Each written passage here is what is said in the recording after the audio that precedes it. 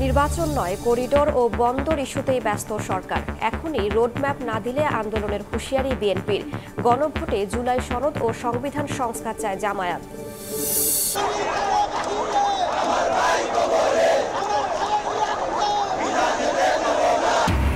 সাম্য হত্যার বিচার দাবিতে শাহবাগ মোড়ে অবরোধ করে বিক্ষোভ। উপাচার্য প্রক্টরের পদত্যাগ দাবি ছাত্রদলের। যথাযথ ব্যবস্থা না নিলে যমুনায় ঘেরাওয়ের হুঁশিয়ারি।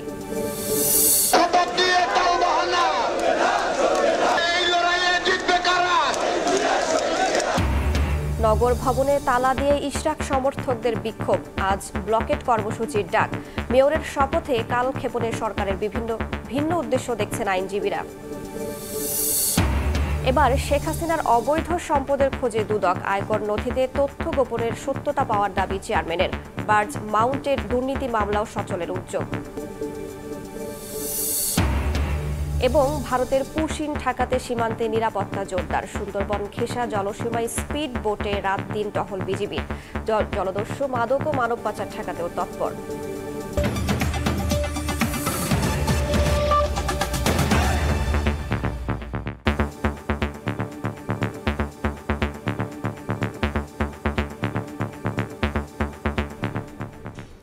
প্রবাসের সময়ের সঙ্গে আছি আমি রাইসা জান্নাত। সরকার জনগণের মতামত উপেক্ষা করে করিডোর বন্দর বিদেশিদের হাতে তুলে দেওয়ার নামে দেশে অস্থিরতা বাড়াচ্ছে এমন অভিযোগ করে বিএনপি নেতারা বলেছেন, সব শঙ্কা দূর করতে ডিসেম্বরের আগেই ভোট দিতে হবে। কাউকে সুবিধা দিতে নির্বাচন বিলম্ব করা হচ্ছে এমন অভিযোগ করে দ্রুত রোডম্যাপ না দিলে আন্দোলনের হুঁশিয়ারি নেতাদের। নির্বাচনে দ্রুত রোডম্যাপ ঘোষণার দাবিতে রোববার জাতীয় প্রেস ক্লাবে আলোচনা সভায় যোগ দেন বিএনপি চেয়ারপারসনের উপদেষ্টা জয়নুল আবেদিন ফারুক। অভিযোগ করেন, কারো ইশারায় কোনো একটি গোষ্ঠীর হাতকে শক্তিশালী করতে নির্বাচন বিলম্বিত করছে সরকার। দ্রুত ভোটের তারিখ না দিলে আন্দোলনের হুঁশিয়ারি তার। একটা জিনিস স্পষ্ট হয়ে গেল, 9 মাস পরীক্ষায় উত্তীর্ণ হতে পারেন না এই সরকার। আপনাকে এক্ষুনি এই মুহূর্তেই এই সময়ের মধ্যেই আপনাকে নির্বাচনের তফসিল ঘোষণা করতে হবে। আমরা চুপ করে থাকবো না, কারণ নির্বাচনের জন্য আমরা মাঠে নামবই যদি সময়। এদিকে রাজধানীর গুলশানে বিএনপির স্থায়ী কমিটির সদস্য আমির খসরু মাহমুদ চৌধুরী বলেন, অন্তর্বর্তী সরকার নির্বাচন ছাড়া সবকিছুই করছে। জনগণের মতামত উপেক্ষা করে করিডোর বন্দর বিদেশিদের হাতে তুলে দেওয়ার নামে দেশে অস্থিরতা বাড়াচ্ছে। সব শঙ্কা দূর করতে ডিসেম্বরের আগেই ভোট আয়োজনের দাবি তার। সব আলোচনা হচ্ছে, চিটাগং পোর্ট দিয়ে দেওয়ার আলোচনা হচ্ছে, ওখানে করিডোর দেওয়ার আলোচনা হচ্ছে, ওদেরকে বিনিয়োগ সম্মেলন করা হচ্ছে। এটা তো তাদের কোনোটাই তাদের কাজ না।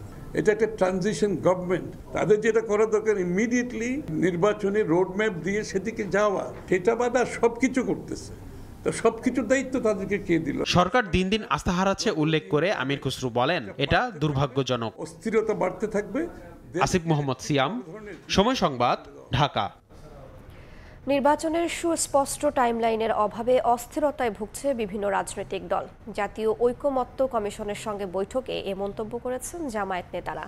জুলাই সনদ ও সংবিধান সংস্কারে গণভোটের দাবি দলটির। তত্ত্বাবধায়ক সরকারের অধীনে সব নির্বাচন আয়োজনের প্রস্তাব জামায়াতের।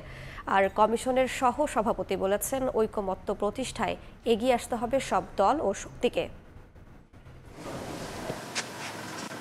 সংস্কার ইস্যুতে ঐকমত্য তৈরির লক্ষ্যে 5টি সংস্কার কমিশনের গুরুত্বপূর্ণ 166টি সুপারিশ নিয়ে রোববার দ্বিতীয় দফায় জামায়াত ইসলামের সঙ্গে আলোচনায় বসে জাতীয় ঐকমত্য কমিশন। জাতীয় সংসদের এলডি হলে এ বৈঠকে দলটির নায়েবে আমির সৈয়দ আবদুল্লাহ মোহাম্মদ তাহেরের নেতৃত্বে 11 সদস্যের প্রতিনিধি দল অংশ নেন। আলোচনা শেষে জামায়াতের নায়েবে আমির বলেন, গণভোটের মাধ্যমে জুলাই সনদ ও সংবিধান সংস্কারের পক্ষে তারা। 166টি প্রস্তাবের মধ্যে 120টির বেশি প্রস্তাবে একমত পোষণ করেছে দল। তত্ত্বাবধায়ক সরকারের অধীনে নির্বাচন দাবি তাদের। আমরা গণভোট চাই।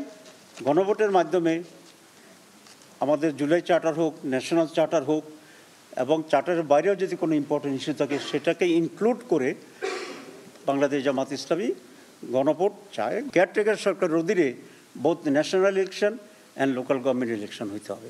এর আগে সকালে জামাতের এই নেতা বলেন, নির্বাচনের সুস্পষ্ট টাইমলাইনের অভাবে বিভিন্ন রাজনৈতিক দল অস্থিরতায় ভুগছে। খুবই সুস্পষ্ট একটি টাইমলাইন না থাকার কারণে রাজনৈতিক দলগুলোর ভিতরেও নানা রকম অস্থিরতা কাজ করছে। সূচনা বক্তব্যে ঐকমত্য কমিশনের সহসভাপতি বলেন, ঐকমত্য প্রতিষ্ঠায় রাজনৈতিক দল, সিভিল সোসাইটি সহ সব শক্তিকে এগিয়ে আসতে হবে। জাতীয় ঐকমত্য কমিশন চেষ্টা করছে যত দ্রুততার সঙ্গে সম্ভব আমরা একটি জাতীয় সনদের দিকে অগ্রসর হতে চাই। এটা কেবলমাত্র জাতীয় ঐকমত্য কমিশনের বিষয় নয়, জাতীয় ঐকমত্য প্রতিষ্ঠা আসলে রাজনৈতিক দলগুলো, সিভিল সোসাইটি এবং অন্যান্য রাজনৈতিক শক্তিগুলো, সামাজিক শক্তিগুলোর দায়িত্ব। এর আগে ২৬ এপ্রিল জামাতের সঙ্গে প্রথম দফায় আলোচনা হয় ঐকমত্য কমিশনের। মনির হোসাইন, সময় সংবাদ, ঢাকা। জুলাই মাসেই তৈরি হবে জুলাই সনদ, এমন লক্ষ্য নিয়ে এই রাজনৈতিক দলগুলোর সঙ্গে চলতি মাসের শেষ দিকে দ্বিতীয় দফায় আলোচনা শুরু করবে ঐকমত্য কমিশন, যেখানে মুখোমুখি অবস্থানে থাকা বিষয়ে হবে চূড়ান্ত সিদ্ধান্ত। কমিশনের সহ সভাপতি আলী রিয়াজ বলছেন, সংস্কার নিয়ে মৌলিক কিছু বিষয়ে ভিন্নমত থাকায় আলোচনা দীর্ঘ হচ্ছে। হাসান ওয়ালির প্রতিবেদন। ২৪ উত্তাল জুলাই স্বৈরাচার শেখ হাসিনা সরকারের পতনের পর থেকেই দাবি ওঠে পুরো রাষ্ট্র কাঠামোই আমূল সংস্কারের। তারই প্রেক্ষিতে সংস্কারের লক্ষ্যে ২ ধাপে ১১টি কমিশন গঠন করে অন্তর্বর্তী সরকার। কমিশনগুলোর সুপারিশ নিয়ে জাতীয় ঐকমত্য গঠনের লক্ষ্যে প্রধান উপদেষ্টা ডক্টর মোহাম্মদ ইউনূসের নেতৃত্বে গত ১৫ ফেব্রুয়ারি জাতীয় ঐকমত্য কমিশনের কার্যক্রম শুরু হয়। রাজনৈতিক দলগুলোর কাছ থেকে লিখিত মতামত নেওয়ার পর গত ২০ মার্চ থেকে এখন পর্যন্ত ৩০টির বেশি দলের সাথে বসেছেন কমিশনের সদস্যরা। ৫ সংস্কার কমিশন নিয়ে আলোচনা চললেও সংবিধান নিয়েই হচ্ছে দীর্ঘ যুক্তিতর্ক। এর মধ্যে সংবিধানের মূলনীতি, প্রধানমন্ত্রীর ক্ষমতার ভারসাম্য এবং মেয়াদ, এক ব্যক্তির একাধিক দায়িত্ব পালন, গণপরিষদ নির্বাচন ও সাংবিধানিক কাউন্সিল গঠনের মতো বিষয়গুলোতে রয়েছে রাজনৈতিক দলগুলোর বিপরীতমুখী অবস্থান। অন্যদিকে দ্বিকক্ষ বিশিষ্ট সংসদ, নারী আসন বৃদ্ধির বিষয়গুলোতে নীতিগতভাবে দলগুলো একমত হলেও বাস্তবায়নের প্রক্রিয়া নিয়ে রয়েছে ভিন্ন মত। জন আকাঙ্ক্ষা বাস্তবায়নে রাজনৈতিক দলগুলোর আন্তরিকতায় আশা দেখছেন কমিশনের সহসভাপতি। ভিন্ন মতের বিষয় নিয়ে মে মাসের শেষ নাগাদ শুরু হবে দ্বিতীয় দফার আলোচনা। 15ই মার্চ আমরা আলোচনাগুলি শুরু করেছি। তার আগে বিভিন্ন দল তাদের বক্তব্য দিয়েছে সুপারিশগুলোর ব্যাপারে। তো বসার আগে তো মনে হচ্ছিল অনেক বিষয়ে ঐকমত্য নাই, সবাই সব রকম কথা বলে, কোথায় ঐকমত্য দেখেন। এখন তো আমরা দেখছি অনেক বিষয়ে একমত আছে। অনেক দলই যখন টেবিলে আসছেন তখন যে অবস্থায় আছেন সেখান থেকে যাবার সময় কিন্তু অনেক ক্ষেত্রে পরিবর্তন ঘটছে। অনেক রাজনৈতিক দল সংস্কার কার্যক্রমের গতি নিয়ে প্রশ্ন তুলেছেন। তবে আলী রিয়াজ বলছেন, বিচার বিভাগ সহ বেশ কিছু জায়গায় এরই মধ্যে প্রস্তাবনা বাস্তবায়ন শুরু হয়েছে। জুলাই মাসে জুলাই সনদ করার পরিকল্পনা ঐকমত্য কমিশনের। আমরা যদি জুলাই মাসের মধ্যে শেষ করতে পারি তাহলে একটা জুলাই সনদ তৈরি করা যায়। এসেনশিয়ালি একটা বিচারক নিয়োগের একটা আইনগত পদ্ধতি তৈরি করা, সেটা হয়েছে। তাহলে এটা হয়েছে। আবার যেমন ধরুন কিছু কিছু সিআরপিসিতে কিছু কিছু পরিবর্তন ঘটেছে, সেগুলি অধ্যাদেশ দিয়ে করা হয়েছে। রাষ্ট্রবিজ্ঞানের অধ্যাপক সাব্বির আহমেদ মনে করেন, আধিপত্য নষ্ট হয় এমন সংস্কার রাজনৈতিক দলগুলো চায় না। ফলে ঐকমত্য তৈরিতে বেগ পেতে হচ্ছে কমিশনকে। প্রত্যেকের মোটিভেশন হলো দলের স্বার্থ, জাতীয় স্বার্থ। এখন পর্যন্ত আমার কাছে মনে হয়নি যে জাতীয় স্বার্থে কোনো রাজনৈতিক দল তার দলের সীমাবদ্ধতার উপরে উঠতে পারছে। এখনও মনে হচ্ছে না যে বাংলাদেশের রাজনৈতিক দলগুলো ওই জায়গাতে যতটুকু সম্মত হয়, কনসেনসাস আসে, ওইটুকু করাই বেটার। ঐকমত্যের মধ্য দিয়ে হওয়া জুলাই সনদের স্বাক্ষর করার কথা রয়েছে সকল রাজনৈতিক দলের, যা বাস্তবায়ন করবে অন্তর্বর্তী সরকার এবং পরবর্তী নির্বাচিত সরকার। হাসান ওয়ালি, সময় সংবাদ, ঢাকা। ঢাকা বিশ্ববিদ্যালয়ের শিক্ষার্থী সাম্য হত্যার বিচার দাবিতে রাজধানীর শাহবাগ মোড় আটকে বিক্ষোভ করেছে কেন্দ্রীয় ছাত্রদল। ৫ আগস্টের পরও নেতাকর্মীদের টার্গেট করে হত্যা করা হচ্ছে অভিযোগ করে সাম্য হত্যার বিচারে অবহেলা করলে যমুনা ঘেরাওয়ের হুঁশিয়ারি দেন সংগঠনটির সভাপতি। এর আগে ক্যাম্পাসে কালো পতাকা মিছিল করে উপাচার্য ও প্রক্টরের পদত্যাগ দাবি করে বিশ্ববিদ্যালয় ছাত্রদল। আর সাম্য হত্যা মামলার তদন্ত ডিবিতে হস্তান্তর করা হবে বলে জানান স্বরাষ্ট্র উপদেষ্টা।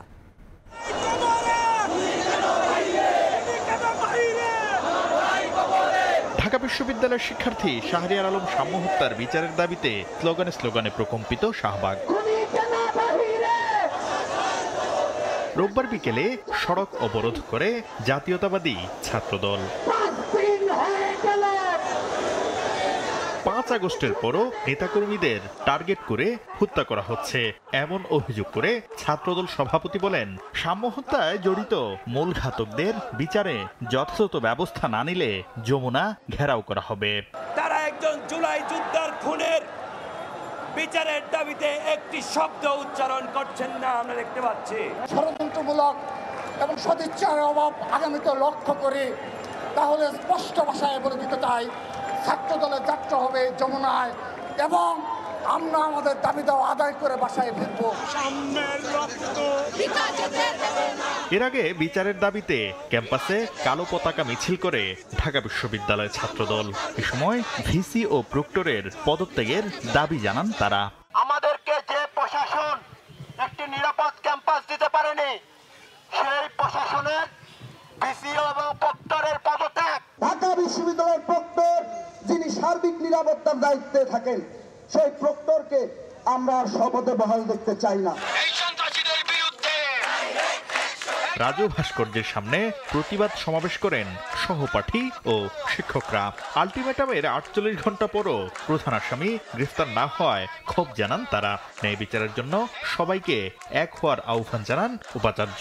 আমার ভাই মারা গেছে, আমরা ভাইকে ফিরে পাবো না, কিন্তু আমরা এটাও নিশ্চিত চাই যে খুনি যাতে তার সর্বাত্মক শাস্তি নিশ্চিত হয়। আমরা চাই ঢাকা বিশ্ববিদ্যালয় অবরোধ না হোক, প্রশাসনের টনক নড়ুক, সমস্ত রাজনৈতিক দলাদলির ঊর্ধ্বে উঠে এটি ন্যায় বিচারের স্বার্থে আমাদের ঐক্যবদ্ধ সংহতি প্রয়োজন। পরে মিছিল নিয়ে শাহবাগ থানার সামনে অবস্থান কর্মসূচি পালন করেন আইইআর এর শিক্ষক ও শিক্ষার্থীরা। যেভাবে জাতীয়তাবাদী শক্তিকে এদিকে অপরাজেয় বাংলার পাদদেশে সাম্য হত্যার বিচারের দাবিতে মানববন্ধন করে জাতীয়তাবাদী শিক্ষকদের সংগঠন সাদা দল। ঢাকা বিশ্ববিদ্যালয়ের ক্যাম্পাসের পরিবেশকে নিরাপদ করতে হবে। আমরা 48 ঘন্টার আলটিমেটাম দিচ্ছি, সাম্য হত্যার যদি প্রকৃত খুনিকে বাইর করা না হয় আমরা আরো বৃহত্তর আন্দোলনে যাব। রোববার বিকালে স্বরাষ্ট্র উপদেষ্টার সঙ্গে বৈঠক করেন বিশ্ববিদ্যালয়ের শিক্ষক, শিক্ষার্থী ও উপাচার্য। স্বরাষ্ট্র উপদেষ্টা আমাদেরকে আশ্বস্ত করেছে যে ডিবিতে ডিটেকটিভ ব্রাঞ্চে ইনভেস্টিগেশনটা ট্রান্সফার করা হবে। এর পাশাপাশি ল মিনিস্ট্রি থেকে জানানো হয়েছে যে এটা স্পেশাল ট্রাইব্যুনালের মাধ্যমে এটার বিচার ব্যবস্থা করা হবে। সাম্য হত্যায় জড়িতদের বিচার দ্রুত নিশ্চিত না করা হলে কঠোর কর্মসূচি দেওয়ার হুঁশিয়ারি দেন শিক্ষক, শিক্ষার্থীরা। শাকির আহমেদ, সময় সংবাদ, ঢাকা। ইশরাক হোসেনকে ঢাকা দক্ষিণ সিটি কর্পোরেশনের মেয়রের দায়িত্ব বুঝিয়ে দেওয়ার দাবিতে রোববার চতুর্থ দিনের মতো বিক্ষোভ করেছেন সমর্থকরা। নগর ভবনের গেটে তালা ঝুলিয়ে দেন তারা, এতে বন্ধ হয়ে যায় সেবা কার্যক্রম। দাবি আদায়ে সোমবার নগর ভবনের সামনে ব্লকেট কর্মসূচির ডাক দিয়েছেন ইশরাক সমর্থকরা। দক্ষিণ সিটি কর্পোরেশনের নগর ভবনে ঝুলছে তালা, তাতে কি আর প্রয়োজন থেমে থাকে? জন্ম নিবন্ধনের প্রয়োজনীয় কাগজ নিয়ে 2 দিন ধরে ঘুরছেন আদনান মাসুম, তবে ব্যর্থ তার এই প্রচেষ্টা। আজকে শেষ ডেট ছিল, আজকেও বন্ধ, তখন বলতেছে যেদিন খুলবে ওই দিন গিয়া কাগজপত্র দিতে। মাসুমের মতো অনেকেই রোববার এসেছেন নগর ভবনে, কেউ হোল্ডিং ট্যাক্স দিতে, কেউ আবার ইজারার টাকা পরিশোধে। তবে সবার অবস্থা একই। গভর্নমেন্ট যেহেতু এগুলো দেখতেছে, তো অবশ্যই গভর্নমেন্ট তো না দেখে নাই কিছু, আর যেহেতু হাইকোর্ট থেকে একটা রায় হয়ে গেছে, এটা একটা বিহিত করে দেখ, তাহলে তো হয়ে যায়। ইশরাক হোসেনকে ঢাকা দক্ষিণ সিটি কর্পোরেশনের মেয়রের দায়িত্ব বুঝিয়ে দেওয়ার দাবিতে রোববার সকাল 9টার পর থেকেই নগর ভবনের প্রধান ফটকের সামনে অবস্থান নেন আন্দোলনকারীরা। বন্ধ করে দেওয়া হয় মূল সড়কের যান চলাচল, চলে মুহুর্মুহু স্লোগান। কোর্টের থেকে রায় দিচ্ছে, এই কারণে সরকার এটা তালবাহানাই করতেছে। এটা ডেঙ্গু মশা সবকিছু বাড়তেছে, এখন যদি নগর পিতা থাকতো আমরা ওনার কাছে আসতে পারতাম। একই সময়ে নগর ভবনের ভেতরে অবস্থান নেন দক্ষিণ সিটি কর্পোরেশনের কর্মচারীরা। জানান, ইশরাক হোসেনকে দায়িত্ব বুঝিয়ে না দিলে কাজে যোগ দেবেন না তারা। ফ্যাসিবাদ দোসররা যে দানা বাঁধছে, যে শিকড় একদম অনেক দূরে পৌঁছে গেছে, সেই শিকড় থেকে যদি আপনি উত্তরণ চান, তাহলে কিন্তু এই একটা সুন্দর সুযোগ আসছে আদালতের রায়ের মাধ্যমে। জনগণের যে সেবা থেকে বঞ্চিত হচ্ছে তার প্রতি দৃষ্টি রেখে প্রশাসনকে অনুরোধ করব যত দ্রুত সম্ভব এই সমাধান বাস্তবায়ন করার জন্য। এদিকে সোমবার সকাল 11টা থেকে বিকাল 3টা পর্যন্ত নগর ভবনের সামনে বিক্ষোভ কর্মসূচির ডাক দিয়েছেন ইশরাক সমর্থকরা। ধ্রুব ব্যানার্জি, সময় সংবাদ, ঢাকা। ঢাকা দক্ষিণ সিটি কর্পোরেশনের মেয়র পদে ইশরাক হোসেনের শপথ পাঠ করানো নিয়ে ধোঁয়াশা কাটেনি। এখনও চিঠি চালাচালের মধ্যে রয়েছে স্থানীয় সরকার ও আইন মন্ত্রণালয়। আদালতের রায়ে নির্বাচন কমিশনের গেজেটের পরও স্থানীয় সরকার মন্ত্রণালয়ের শপথ না পড়িয়ে কালক্ষেপণ করাকে দুঃখজনক বলছেন আইনজীবীরা। 2020 সালের 1 ফেব্রুয়ারি ঢাকা দক্ষিণ সিটি কর্পোরেশন নির্বাচনে আওয়ামী লীগের প্রার্থী শেখ ফজলে নূর তাপসকে মেয়র ঘোষণা করা হয়। তবে চলতি বছরের 27 মার্চ নাটকীয় মোড় নেয় পরিস্থিতি। কারচুপির অভিযোগে বাতিল করা হয় আগের ফলাফল। ইশরাক হোসেনকে মেয়র ঘোষণা করেন আদালত। গেজেট প্রকাশ করে নির্বাচন কমিশন। আদালতের রায় ও গেজেটের পরও মেয়র হিসেবে ইশরাকের শপথ দিতে বাধা কোথায়? এর নেপথ্যে আইনি জটিলতা দেখছে সরকার। নিরসনে আইন মন্ত্রণালয়ের মতামত চেয়ে চিঠি দিয়েছে স্থানীয় সরকার বিভাগ। শপথ পাঠ করানোর আবেদন জানিয়ে সরকারকে চিঠি দিয়েছেন ইশরাকও। তারা একটি বিশেষ দলকে সুবিধা দেওয়ার জন্য তাদের পলিসি অনুযায়ী তারা কাজ করে চলেছে। আইনজীবীদের মতে শপথ পড়াতে বাধা না থাকলেও স্থানীয় সরকার মন্ত্রণালয়ের আইনি পরামর্শ চাওয়ার নেপথ্যে ভিন্ন উদ্দেশ্য থাকতে পারে। কোনো আদালতের রায়ের পরিপ্রেক্ষিতে তার একমাত্র অপশন থাকে সেই রায়ের বিরুদ্ধে আপনি আপিল করবেন কি করবেন না। এখানে স্থানীয় সরকার মন্ত্রণালয়ের বিষয় না, মূলত বিষয়টি ছিল ইশরাকের সঙ্গে প্রতিপক্ষ মেয়র ঘোষিত ফজলে নূর তাপসের সঙ্গে। তিনি যেহেতু মামলায় আপিল করেন নাই, নির্বাচন কমিশন আপিল করেন নাই, এখন আর স্থানীয় সরকার মন্ত্রণালয় আইন মন্ত্রণালয়ের মতামত চেয়েছি, এই কারণে প্রলম্বিত করার কোনো সুযোগ নেই। ন্যায্যতার প্রশ্নে হলেও ইশরাককে শপথ পড়াতে হবে। আদালতের রায় নিয়ে ইচ্ছাকৃতভাবে জটিলতা তৈরি করা হচ্ছে বলে মনে করেন আইনজীবীরা। সিমিলার বিষয় নিয়ে, সিমিলার রেমেডি নিয়ে আপনি যদি ডিসিমিলার আচরণ করেন, ডিসিমিলার রেমেডি দেন, এটি তো ভায়োলেশন অফ 27 আর্টিকেলের আমাদের সংবিধানের। এদিকে ইশরাক হোসেনকে মেয়রের শপথ না পড়াতে হাইকোর্টে রিট করেছেন এক আইনজীবী, যা এখন শুনানির অপেক্ষায়। শাতিলা শারমিন, সময় সংবাদ, ঢাকা। পলিটেকনিক ইনস্টিটিউটের ক্রাফট ইনস্ট্রাক্টরদের পদোন্নতি মামলার রায়ের স্থগিতাদেশ বহাল থাকায় ক্ষুব্ধ শিক্ষার্থীরা। রোববার দুপুরে শুনানি শেষে স্থগিতাদেশ বহাল রাখেন হাইকোর্ট। এর আগে সকাল থেকেই মামলার রায় বাতিলের দাবিতে হাইকোর্টের সামনে অবস্থান কর্মসূচি পালন করেন সরকারি বেসরকারি পলিটেকনিকের শতাধিক শিক্ষার্থী। তারা জানান, ক্রাফট ইনস্ট্রাক্টরদের মূল কাজ ল্যাব পরিচালনায় সহায়তা করা এবং প্র্যাকটিক্যাল ক্লাসের যন্ত্রাংশ সরবরাহ করা। তারা কখনোই শিক্ষক হওয়ার যোগ্যতা রাখে না বলেও দাবি করেন পলিটেকনিক শিক্ষার্থীরা। ক্রাফট ইনস্ট্রাক্টরদের জুনিয়র ইনস্ট্রাক্টর পদোন্নতির রায় পুরোপুরি বাতিল না হলে কঠোর আন্দোলনের হুঁশিয়ারি দেন শিক্ষার্থীরা। ক্রাফট ইনস্ট্রাক্টররা আমাদের সিস্টেমকে বারবার ধ্বংসের জন্য কাজ করে যাচ্ছে। তাদের স্থায়ী কোনো সমস্যা কিংবা সমস্যার সমাধান আমরা এ পর্যন্ত দেখতে পাইনি। তারা এই সেক্টরের শুধুমাত্র একটি পদের জন্য আজকে আমাদের শিক্ষকদের পদের নিয়োগও বন্ধ করে দিয়েছে। পূর্বে যে ফ্যাসিস্ট যারা নিয়োগপ্রাপ্ত হয়েছে তাদের ইন্ধনে এই সেক্টরকে ধ্বংসের উপায় তারা আবার করছে কিনা এই বিষয়ে সন্দেহ বারবার আমাদের মধ্যে জেগে ওঠে। ডিপ্লোমা সনদকে ডিগ্রি পাস কোর্স সমমান করার দাবিতে আবারও রাজপথে সারা দেশের নার্সিং শিক্ষার্থীরা 6 দফা আদায়ে আন্দোলন চালিয়ে যাওয়ার হুঁশিয়ারি দিয়েছেন তারা। এদিকে রাজশাহীতে বিএসসি ইন নার্সিং ও ডিপ্লোমা ইন নার্সিং শিক্ষার্থীদের মধ্যে সংঘর্ষে জড়িতদের বিচার দাবি করেছেন শিক্ষার্থীরা। রোববার সকালে রংপুর মেডিকেল কলেজ হাসপাতালে নার্সিং স্টেশন অবরুদ্ধ করে আন্দোলন শুরু করেন শিক্ষার্থীরা। এতে রংপুর ও আশেপাশে ডিপ্লোমা নার্সিং কলেজের শিক্ষার্থীরাও যোগ দেন। শিক্ষার্থীরা বলেন, এইচএসসি পাশের পর 3 বছর মেয়াদী ডিপ্লোমা নার্সিং কোর্স শেষে ইন্টার্নি ও লাইসেন্স পরীক্ষা সহ প্রায় 4 বছর লেগে যায়। এরপর পড়াশোনা শেষ হলে দেওয়া হয় এইচএসসি সমমান সার্টিফিকেট। তাই ডিপ্লোমা নার্সদের ডিগ্রি পাস কোর্স সমমান সার্টিফিকেট দেওয়ার দাবি জানান তারা। 3.5 বছর আমরা পড়াশোনা করার পর সবশেষ আমাদের রেজাল্ট কি, আমরা এইচএসসি সমমান সার্টিফিকেট পাই। রাজশাহী নার্সিং কলেজ প্রাঙ্গণে ঘণ্টাব্যাপী মানববন্ধনে অংশ নেন বিএসসি নার্সিং এর শিক্ষার্থীরা। সম্প্রতি বিএসসি ইন নার্সিং ও ডিপ্লোমা ইন নার্সিং এর শিক্ষার্থীদের মধ্যে সংঘর্ষে 10 জন আহত হয়। এই ঘটনায় জড়িতদের চাকরিচ্যুত ও আজীবন নিষিদ্ধ করার দাবি জানান শিক্ষার্থীরা। আমাদের বিরুদ্ধে যারা আন্দোলন করছে, যারা আমাদের উপর হামলা করছে, তাদেরকে অতি দ্রুত শাস্তির আওতায় আনতে হবে। আমাদের মারধর করছে, তাদের অতি দ্রুত এখান থেকে অপসারণ করতে হবে। বাইরে যারা ইন্ধন দিয়েছে তাদেরকে চাকরিচ্যুত করতে হবে, এখান থেকে অপসারণ করতে হবে। এছাড়া 6 দফা দাবিতে ময়মনসিংহে অবস্থান ও বিক্ষোভ কর্মসূচি পালন করেছেন পলিটেকনিক ইনস্টিটিউটের শিক্ষার্থীরা। কনক আজাদ, সময় সংবাদ। এবার ক্ষমতাচ্যুত প্রধানমন্ত্রী শেখ হাসিনার অবৈধ সম্পদের অনুসন্ধান শুরু করেছে দুদক। একই সঙ্গে জয়, পুতুল, ববি ও আজমিনার অবৈধ সম্পদেরও খোঁজ করছে সংস্থাটি। দুদক চেয়ারম্যান জানান, আয়কর নথিতে অনেক সম্পদের কথা গোপন করেছেন শেখ হাসিনা। গণ অভ্যুত্থানে দেশ ছেড়ে পালানোর পর একে একে বের হয়ে আসছে শেখ হাসিনার দুর্নীতির ফিরিস্তি। পূর্বাঞ্চলে প্লট জালিয়াতি, বিমানবন্দর উন্নয়ন প্রকল্পে লুটপাট, রূপপুর সহ একাধিক প্রকল্পে দুর্নীতির নাম এসেছে ক্ষমতাচ্যুত প্রধানমন্ত্রীর। এমনকি বিদেশেও অর্থ পাচারের অভিযোগ উঠেছে। এবার সরকারি অর্থ আত্মসাৎ ও জালিয়াতি করে কি পরিমাণ অবৈধ সম্পদ অর্জন করেছেন শেখ হাসিনা তা খতিয়ে দেখতে কমিটি গঠন করেছে দুদক। শুধু শেখ হাসিনা নয়, তার সন্তান সজীব ওয়াজেদ জয়, সাইমা ওয়াজেদ পুতুল, বোনের ছেলে রাদওয়ান মুজিব সিদ্দিকী ববি ও আজমিনা সিদ্দিকীর বিরুদ্ধেও অবৈধ সম্পদের অনুসন্ধান চলছে। মৌলভীবাজারে গণশুনানি শেষে প্রশ্ন জবাবে দুদক চেয়ারম্যান জানান, আয়কর নথিতে অনেক সম্পদের কথা গোপন করেছেন শেখ হাসিনা।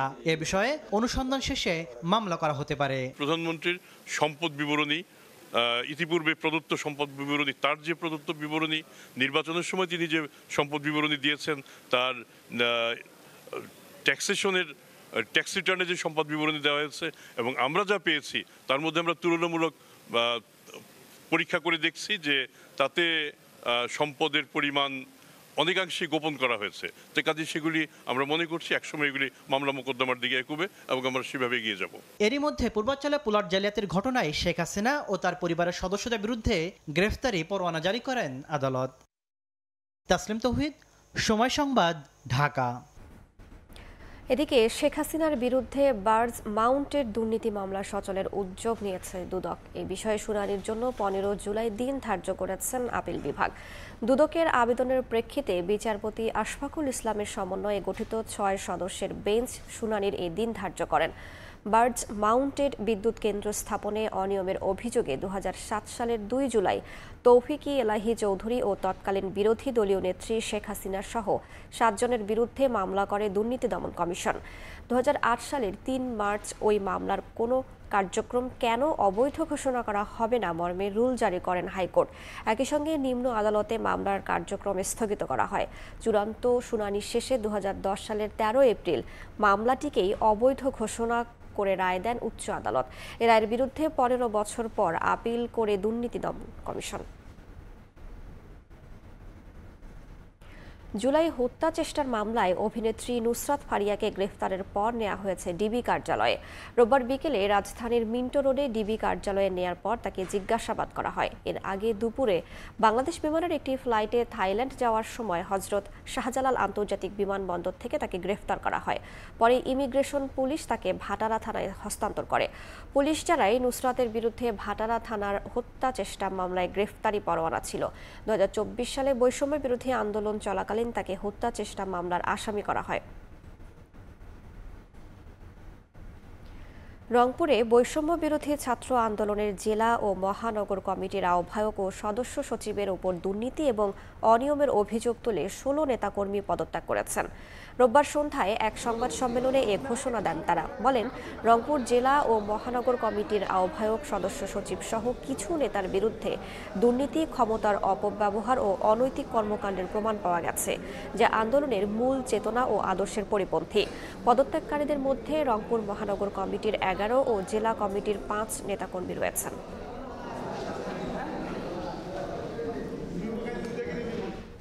বিগত কয়েকদিন ধরে বিভিন্ন ধরনের চাঁদাবাজি মামলা, মানে বিভিন্ন নোংরামি এই বৈষম্যবিরোধী ছাত্র আন্দোলন রংপুরের যে প্ল্যাটফর্ম এর মাধ্যমে ছড়াচ্ছে। আমরা এই দুর্নীতির, এই চাঁদাবাজির দায়ভার আমরা নিতে চাচ্ছি না। তাই আজকে আমরা এই 15 জন যারা আছি তারা আমরা এই প্ল্যাটফর্ম থেকে অব্যাহত নিচ্ছি। বৈষম্য বিরোধী ছাত্র আন্দোলন রংপুর মহানগর এবং জেলা উভয় কমিটির এখানে যুগ্ম সদস্য সচিব, সংগঠক এবং সদস্য সহ এখানে আজকে সবাই তাদের পদত্যাগপত্র জমা দিয়েছে। হয়তো সংখ্যাটি আরও বাড়বে। ভারতের আমদানি নিষেধাজ্ঞায় বেনাপোল স্থলবন্দরে আটকা পড়েছে পণ্যবাহী ট্রাক। খোলা থাকা নবসেবা ও কলকাতা বন্দর ব্যবহার ব্যয়বহুল হওয়ায় ক্ষতির শঙ্কায় রপ্তানিকারকরা। সিদ্ধান্ত পুনর্বিবেচনার দাবি তাদের। এদিকে বিধি নিষেধের বিষয়ে ভারত আনুষ্ঠানিকভাবে এখনও বাংলাদেশকে জানায়নি উল্লেখ করে বাণিজ্য উপদেষ্টা বলেছেন, আলোচনার মাধ্যমে সমস্যার সমাধান করা হবে। গেল মাসে ভারতীয় স্থলপথ ব্যবহার করে বাংলাদেশ থেকে তৃতীয় দেশে পণ্য পাঠানোর জন্য ট্রান্সশিপমেন্ট সুবিধা বন্ধ করে দেয় ভারত। এবার স্থলবন্দর দিয়ে বাংলাদেশ থেকে পোশাক ও প্রক্রিয়াজাত খাদ্যপণ্য আমদানি বন্ধ করল দেশটি। নিষেধাজ্ঞার আওতায় রয়েছে তৈরি পোশাক, প্রক্রিয়াজাত খাদ্য, ফল ও জুস, তুলা, প্লাস্টিক ও পিভিসি সামগ্রী এবং কাঠের আসবাবপত্র। এসব পণ্য আসাম, মেঘালয়, ত্রিপুরা ও মিজোরামের সীমান্তবর্তী কোনো শুল্ক কেন্দ্র দিয়ে আমদানি করা যাবে না, এমনকি পশ্চিমবঙ্গের ফুলবাড়ি ও চ্যাঙ্গাবান্ধা দিয়েও নয়। তবে ভারতের বৈদেশিক বাণিজ্য দফতর জানিয়েছে এখন থেকে কেবল কলকাতা ও নবসেবা সমুদ্র বন্দর ব্যবহার করেই ভারতীয় ব্যবসায়ীরা এসব পণ্য আমদানি করতে পারবেন। তবে এ পথে রফতানি জটিল ও ব্যয়বহুল উল্লেখ করে ব্যবসায়ীরা জানান, আটকে পড়া রফতানি পণ্য নিয়ে বিপাকে পড়েছেন তারা। কলকাতা এবং নবসেবা সমুদ্র বন্দর দিয়ে যে আমাদের রপ্তানি করার সুযোগ দিচ্ছে, এখান থেকে রপ্তানি করা কঠিন এবং ব্যয়বহুল। নিষেধাজ্ঞার পরে প্রায় 100 ট্রাক গার্মেন্টসের পণ্য আটকা পড়ে আছে। নিষেধাজ্ঞা আসার কারণে দুই দেশের ব্যবসায়িক সমস্যার সম্মুখীন সৃষ্টি হচ্ছে। পার্শ্ববর্তী দেশ হয়ে বাংলাদেশ ভারত পণ্য আমদানি রফতানির বেশিরভাগই হয় স্থলপথে। এক্ষেত্রে বিকল্প বাজার ধরার পাশাপাশি পণ্য বৈচিত্র্যকরণের উপর জোর দেন অর্থনীতিবিদরা। ভারতের সাথে আমাদের বাণিজ্যের যে সম্পর্ক সেটা অটুট থাকলেও আমাদের বিকল্প দরকার, কারণ আমাদের কিন্তু আমাদের যদি আমরা এক্সপোর্ট দেখি তার ডাইভার্সিফিকেশন নাই। 83-84% আমরা একটা পণ্যের উপর ডিপেন্ডেন্ট। এখন আমরা যদি পণ্যের ডাইভার্সিফিকেশন চাই তাহলে এমনিতে আমরা যেখানে রপ্তানি করব সেটারও ডাইভার্সিফিকেশন হবে। এদিকে সচিবালয়ে সাংবাদিকদের বাণিজ্য উপদেষ্টা জানান, আমদানি রফতানি চলমান রাখতে আলোচনা সহ প্রয়োজনীয় সব উদ্যোগ নেওয়া হবে। আমরা এখনো অফিসিয়ালি ভারতের পদক্ষেপটা সম্বন্ধে জানি না। বাণিজ্য ব্যবস্থাপনার প্রক্রিয়াতে আমরা কাজ করছি এবং আমরা আশা করি যে যদি কোনো এই বিষয়ে কোনো সমস্যা তৈরি হয় আমরা উভয় পক্ষ আলোচনার মাধ্যমে এটার একটা উপযুক্ত পরিণতিতে আনতে পারবো। নতুন নির্দেশনায় মাছ, এলপিজি, ভোজ্য তেল ও পাথরের গুঁড়া আমদানির ক্ষেত্রে কোনো বিধিনিষেধ দেয়নি ভারত। একই সঙ্গে নেপাল বা ভুটানের উদ্দেশ্যে বাংলাদেশ থেকে ভারতে পণ্য পরিবহনের ওপরও নিষেধাজ্ঞা প্রযোজ্য নয়। ইয়ানুর শিফাত, সময় সংবাদ, ঢাকা। চট্টগ্রাম বন্দর বিদেশি কোম্পানিকে না দেওয়ার দাবিতে অবস্থান কর্মসূচি পালন করেছে চট্টগ্রাম সুরক্ষা কমিটি। রোববার সকাল থেকে চট্টগ্রামে বন্দর ও কাস্টমসের সামনে চলে কর্মসূচি। এ সময় বক্তারা বলেন, দেশের হৃৎপিণ্ড চট্টগ্রাম বন্দর, গুরুত্বপূর্ণ new mooring container terminal NCT বিদেশিদের হাতে না দেওয়ার দাবি তুলে ধরেন বক্তারা। বলেন, বন্দরের আধুনিকায়ন সবাই চায়, তবে নিরাপত্তা ঝুঁকি যেন তৈরি না হয় সেদিকে খেয়াল রাখতে হবে। বিদেশিদের হাতে বন্দর দেয়া হলে হুমকির মুখে পড়বে দেশের সার্বভৌমত্ব।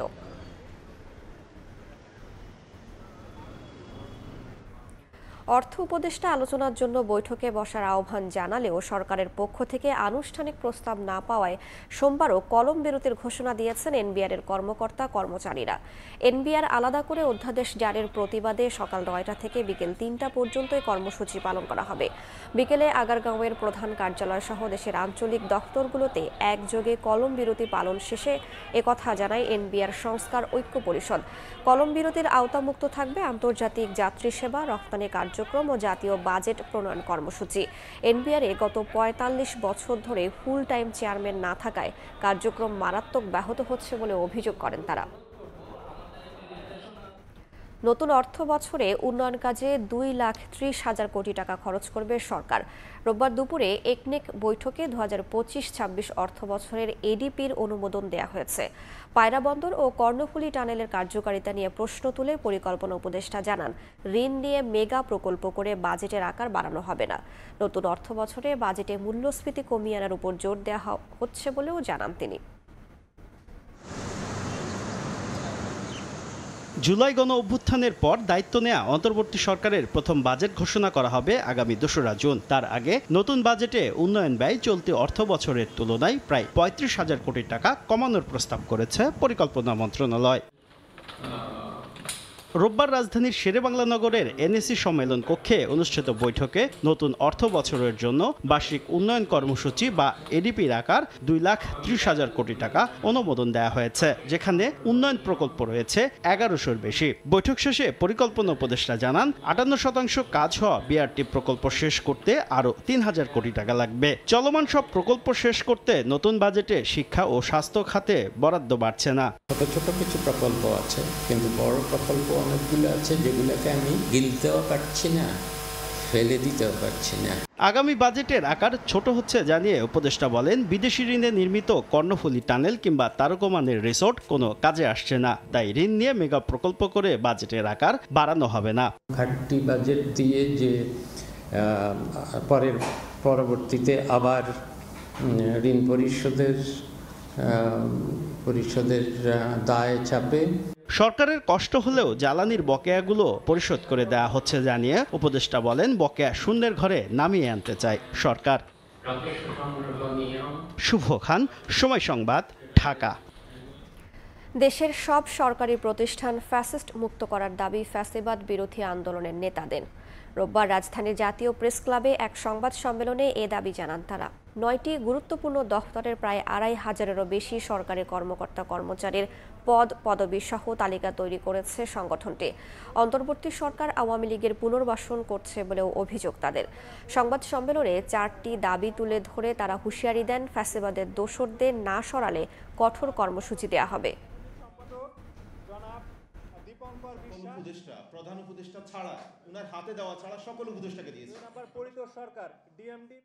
এই সংস্কার ততক্ষণ পর্যন্ত হবে না যতক্ষণ না আওয়ামী শেখ হাসিনা লেসপেন্সারদেরকে সরানো না যাবে। 20 তারিখে যদি এদেরকে অপসারণ করা না হয়, আমরা পরবর্তীতে রাজপথে সক্রিয় অবস্থানে আমাদের থাকবে। এটা হচ্ছে আমাদের 1 নম্বর দাবি, যে আমরা যেভাবে 9টা সেক্টরকে তালিকা তৈরি করছি, আপনারা বাকি যে সেক্টরগুলো রয়েছে তাদের তালিকা তৈরি করবেন।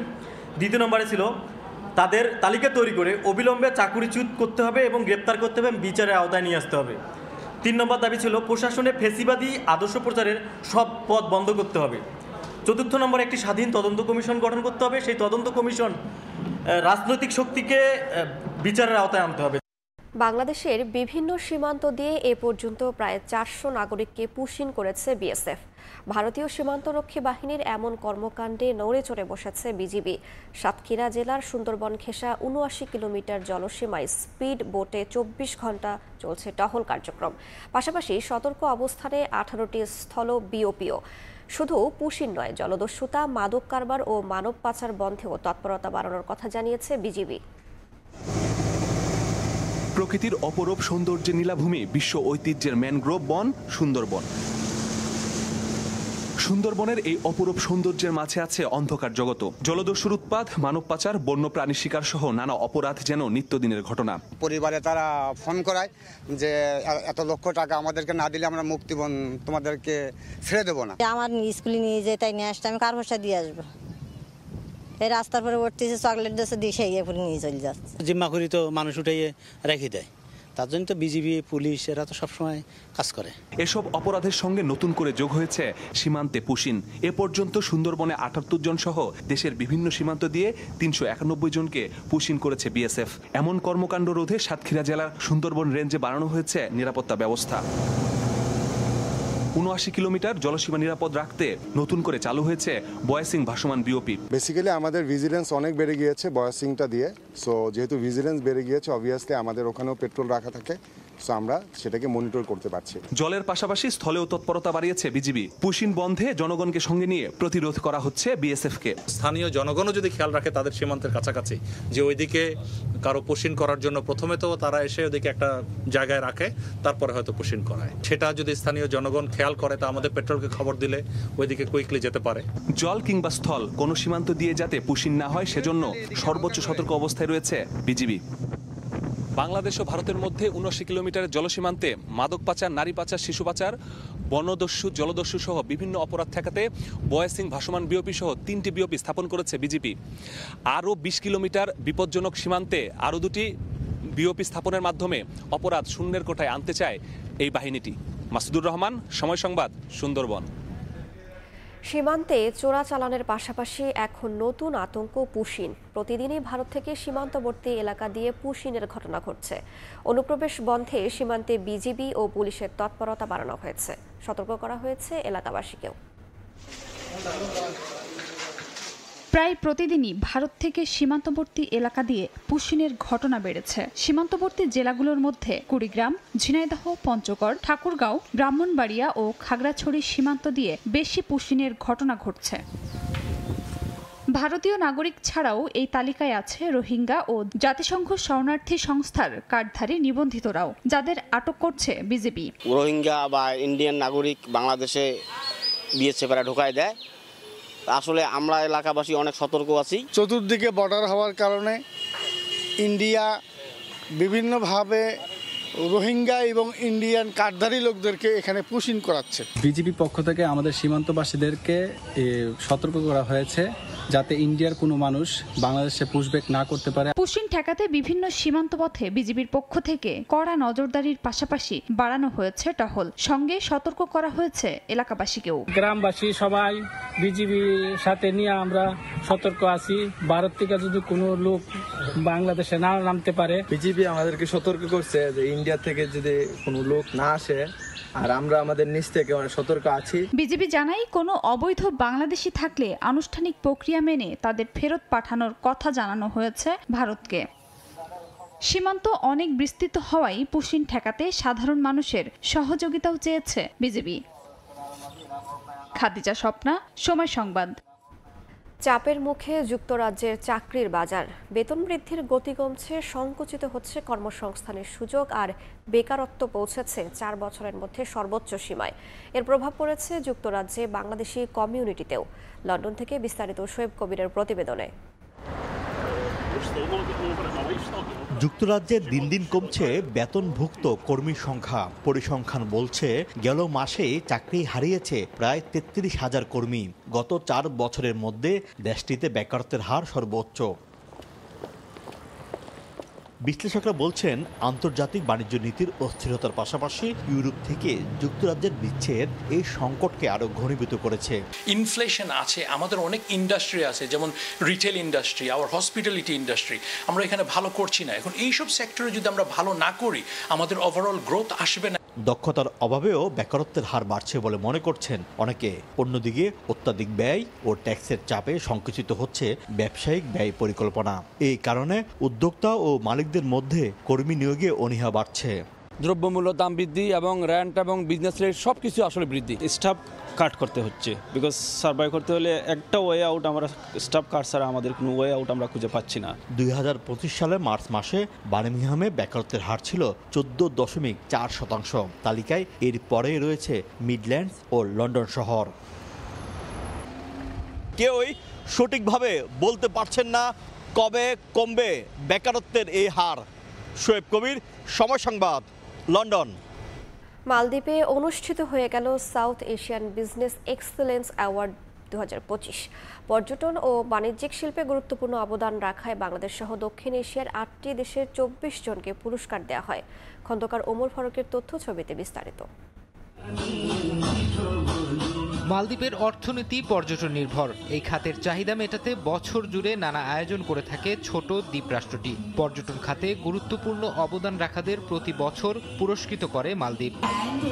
স্থানীয় সময় শনিবার রাতে পর্যটন নগরী মালের ভিলা ইন্টারন্যাশনাল কলেজ অডিটোরিয়ামে south Asian business excellence award আয়োজন করা হয়। অনুষ্ঠানে উপস্থিত ছিলেন মালদ্বীপের অর্থনৈতিক উন্নয়ন ও বাণিজ্য মন্ত্রী হারিস মোহাম্মদ ও বাংলাদেশ হাই কমিশনের কর্মকর্তারা। এবারের আয়োজনে বাংলাদেশ সহ ভারত, পাকিস্তান, নেপাল, শ্রীলঙ্কা, মালদ্বীপ, আফগানিস্তান ও ভুটানের 24 গুরুত্বপূর্ণ ব্যক্তিকে এই পুরস্কার দেয়া হয়। অনুষ্ঠানে আলোচনা হয় অর্থনৈতিক নানা বিষয়ে। বক্তারা বলেন, পর্যটন ও বাণিজ্য খাতে জোর দিলে দক্ষিণ এশিয়ার উন্নয়ন ত্বরান্বিত হবে, আর তাই বিদেশি বিনিয়োগ নীতি ও আঞ্চলিক সহযোগিতা জোরদারের আহ্বান তাদের। এশিয়ার মধ্যে আমাদের দেশগুলোর পারস্পরিক সহযোগিতা এবং বিদেশি বিনিয়োগ নীতি যদি সহজকরণ যায়, আমি বিশ্বাস করি এশিয়ার পর্যটন শিল্পকে সাফল্যের দ্বার প্রান্তে নিয়ে যাওয়া যাবে। বাংলাদেশ থেকে বাংলাদেশি কোনো এয়ারলাইন্সের ডিরেক্ট ফ্লাইট অপারেশন যেটা সম্ভব হয়েছে, বাংলাদেশ সরকার এবং মালদ্বীপ সরকার, দুই সরকারের একান্ত সহযোগিতা। দীর্ঘমেয়াদী পরিকল্পনার মাধ্যমে মালদ্বীপ ও বাংলাদেশের বন্ধুত্বের ভিত্তিতে উন্নয়ন করতে হবে বলে মন্তব্য করেন মালদ্বীপের অর্থনৈতিক উন্নয়ন ও বাণিজ্য মন্ত্রী। অনুষ্ঠানে বাংলাদেশ, মালদ্বীপ, নেপাল ও ভারতীয় শিল্পীদের অংশগ্রহণে মনোজ্ঞ সাংস্কৃতিক উৎসব হয়। সময় সংবাদ, মালদ্বীপ। এ পর্যায়ে শীর্ষ সংবাদগুলো জানিয়ে দিচ্ছি আরও একবার। নির্বাচন নয়, করিডোর ও বন্দর ইস্যুতেই ব্যস্ত সরকার। এখনই রোডম্যাপ না দিলে আন্দোলনের হুঁশিয়ারি বিএনপির। গণভোটে জুলাই সনদ ও সংবিধান সংস্কার চায় জামায়াত।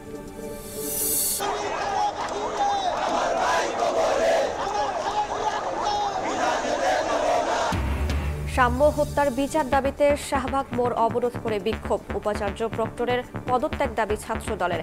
যথাযথ ব্যবস্থা না নিলে যমুনা ঘেরাওয়ের হুঁশিয়ারি।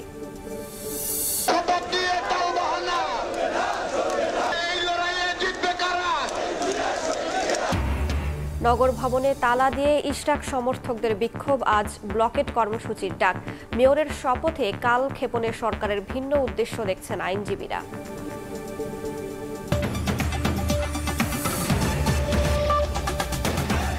এই ছিল প্রবাসের সময়ের সঙ্গেই থাকুন সময়ের।